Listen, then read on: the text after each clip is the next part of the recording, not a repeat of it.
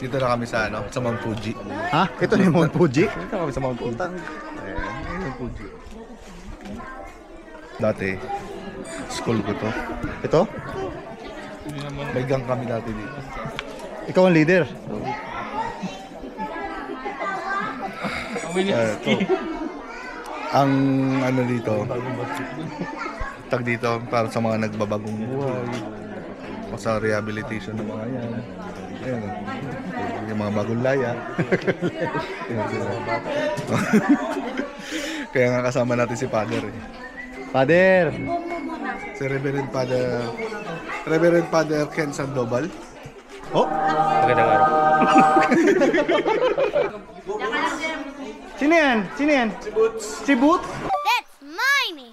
Another version. Diyan ka lang. Sabi ko sa leg mo. Makataas pa ha? Yeah, yeah. Sabay tumabit. Op, op. Sabit, sabit. May sabit. Tapos kaya mo yan, batang yan. Si Gian, pakita mo kay Gian naman. Magandang hapon. Kami po ang Juan Badaos family. Ngayong hapon, gagawin namin ang outreach dito sa Matalangaw at magbibigay ng konting pasasalamat mula sa ating mag-ibig na boss. Pagpalain mo po Panginoon at patuloy Panginoon na gamitin mo ang mga Badaos family na ito Lord sa kanilang mga gawain ganito Lord na patuloy na sa mga susunod na taon at sa mga pagpalain dito ang school na ito Lord. Lahat ng ito ay aming dalangin sa matamis na pangalan ng aming Panginoon Jesus. Amen. Amen. Kids, magsitayo po tayo ulit at tayo magdala ng ating pambansang awit.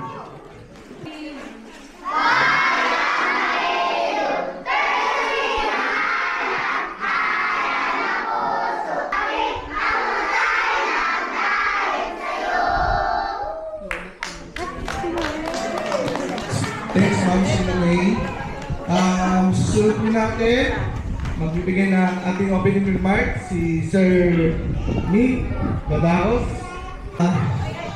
Magandang hapon po sa lahat, sa pangalawang magulang ng mga kabataang ito, sa mga parents, at syempre sa mga kasama ko dito. Ngayon din, magandang hapon, children.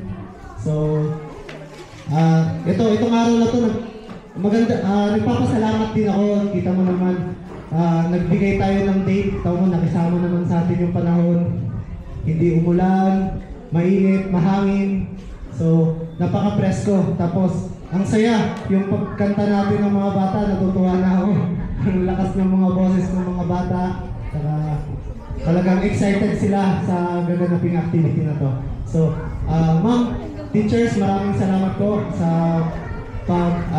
pag-unlock sa aming imbitasyon na maganap tong una kong pasasalamatan din si Miss Tiffany Lau at saka si Kimberly. Bakit po? Kasi siya po talaga yung nag-advise, nag-suggest sa amin kasi meron po kaming yearly activity na Christmas party. Lahat po kami.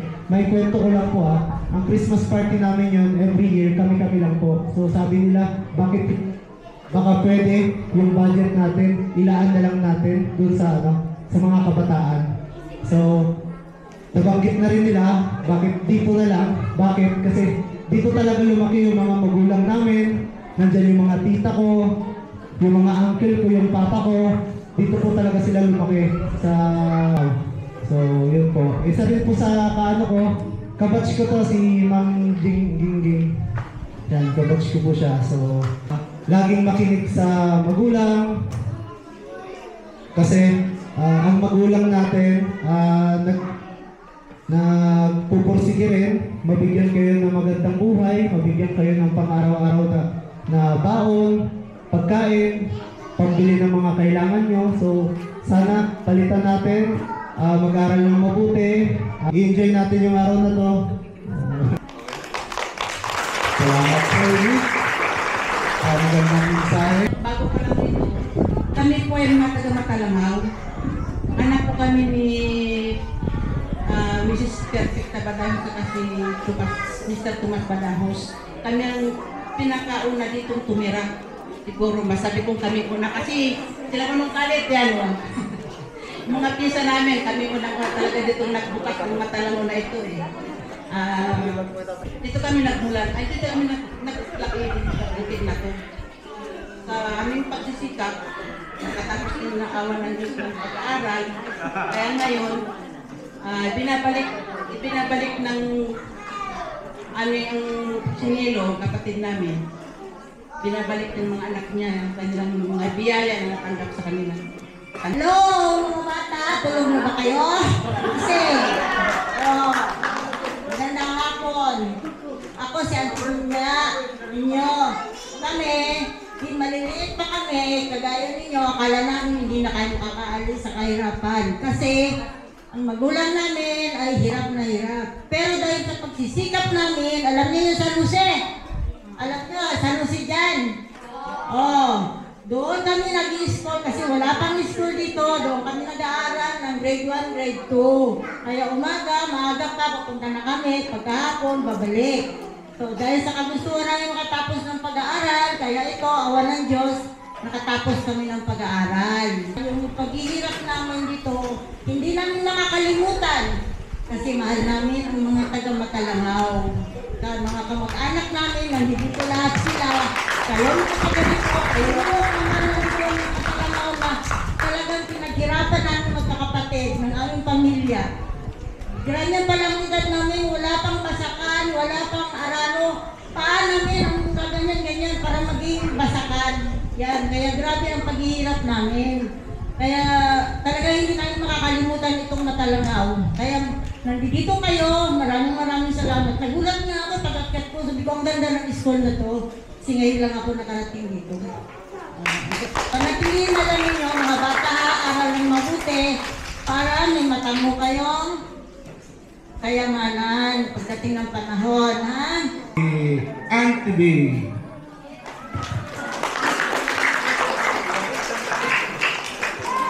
Magandang hapon po sa inyo lahat, lalo na sa ating mga teachers na nagtsatsaga, talagang buong puso naglilingkod sa mga estudyante at sa mga magulang na very supportive din sa pag-aaral ng mga anak. Ako po si Miss Bing, Badahos era na po ako ngayon. 10 po kami magkakapatid. Actually, nasabi na ng iba yung gusto kong sabihin ng dalawa kong sister. So, what I have to do now is just to update na lang. 10 kami magkakapatid. Ang panganay namin si Kuya Rudy. So, kilala niyo naman siguro si Kuya Rudy. Nagtagal siya dito sa Matalangaw, pero unfortunately, namahinga na rin siya. Then, sumunod sa amin si Kuya Timing. Matagal din po siya nakabalik-balik dito sa Matalangaw. So, namahinga na rin po. Then, si Ate Suting, nandito sa panganay. Namahinga na rin po siya kasi pagod na sila eh. So, kinuha na sila ni Lord. Ang sumunod naman, si Ate Esther. Si Ate Esther, malakas po siya. She's already, I think, 74. Pero pabalik-balik na lang siya sa Puerto, sa Manila. Minsan, nagpunta rin siya dito pero because of her health condition. Ang sumunod si Ate Brenda. Kilala niyo naman po siguro si Ate Brenda. Si Ate Brenda naman, unfortunately, hindi siya nakasama kasi masakit na yung paa niya, hindi siya makalakad. And then sumunod si Ate Au. Nandito si Ate Au. And then si Ate Fe, no? Si Ate Fe. Yun yung si Ate Fe na mahinga na rin siya. Sama na nila dun sa heaven. And then si Kuya Lilo. Si Kuya Lilo, sa magkakapatid namin, si Kuya Lilo ang huling na mahinga. And then after Kuya Lilo, si Ate Binya. Tapos ako po yung bunso. So, sa 10 namin magkakapatid, 5 na lang kaming buhay at 5 na rin yung mahinga. So, happy kami dahil kahit papano, kahit wala na sila, pero nandito naman ang mga anak nila, especially yung anak ni Kuya Nilo, na nagpapatuloy ng gawain ni Kuya Nilo na alam naman ninyo na mahal ni Kuya Nilo ito Matalangaw. Talagang binibigyan niya ito ng time. So, sabi ko nga sa mga anak ni Kuya Nilo, salamat Nicole and the team of Juan Badahos, Julius, thank you very much sa inyong pagmamahal din na tulad ng pagmamahal na ibinigay ng Ama ninyo dito sa Matalangaw. So, maraming salamat at sana pagdating ng araw, makikita ko lahat kayong mga bata, puro mga successful din. So again, Merry Christmas and Happy New Year to all. Thank you po, our sisters.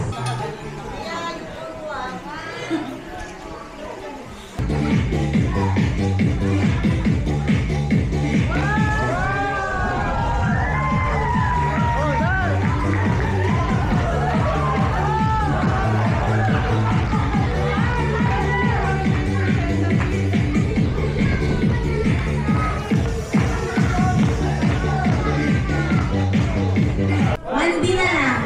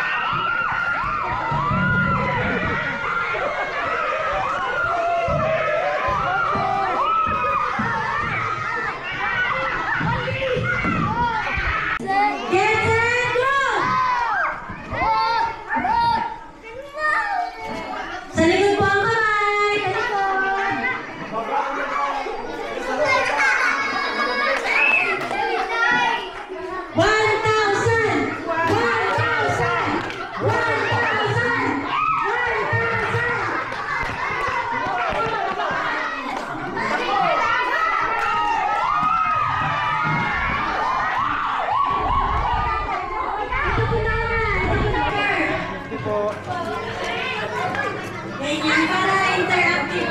Pala.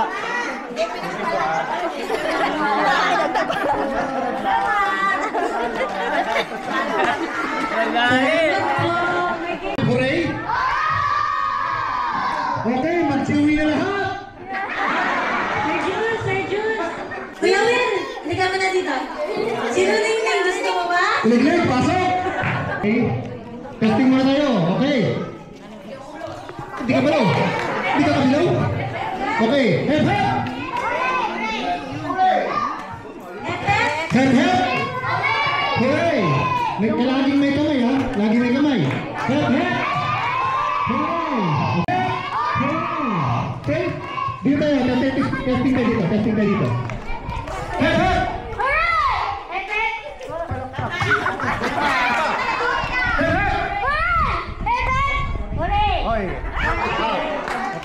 Okay, naman. Okay, that's not. So, laging isipin nyo, pag hep-hep, palakpak. Pag hooray, angat, okay? Hep-hep, hooray. Hep-hep, hooray.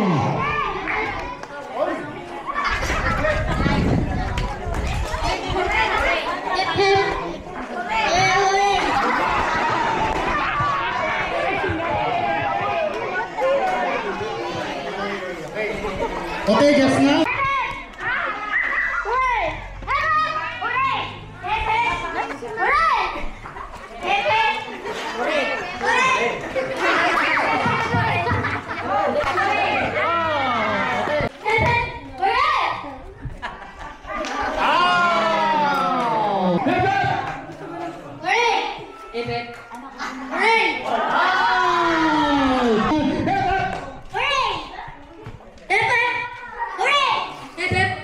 Ulang kamay!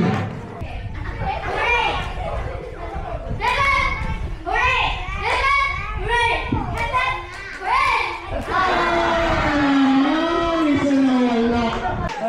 Okay! Hep hep! Hep hep!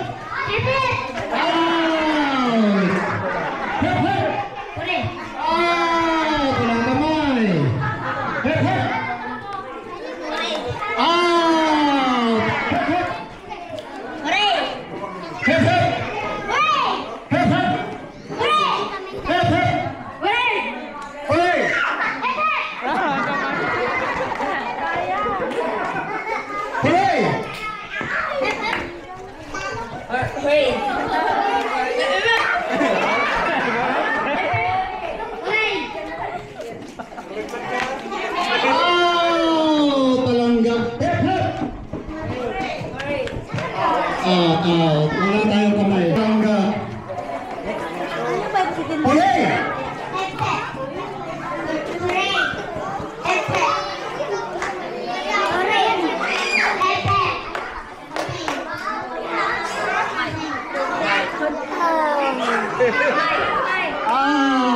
Huli!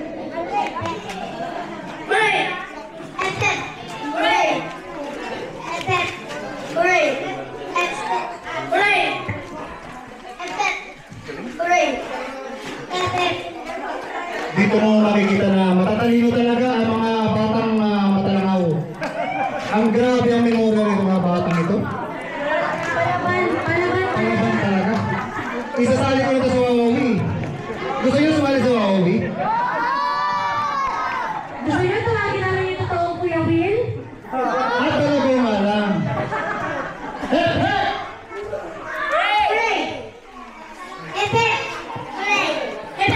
Okay, apat panalo.